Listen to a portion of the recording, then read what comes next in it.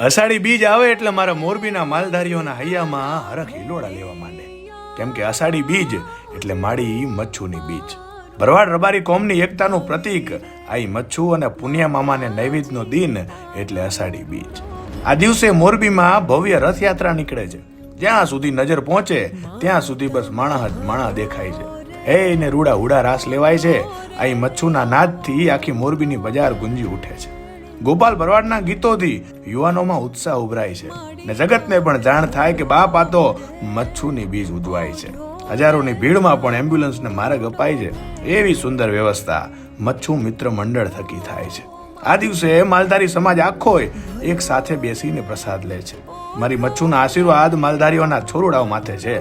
એના છોરુને ઊની આંચ પણ ન આવવા દે. આ એના પ્રતાપે આવડા મોટા પ્રસંગો હચવાય છે. બાકી મારું તમારું કાંઈ ગજું નથી. જય મચ્છુમાં, જય પુનિયા મામા.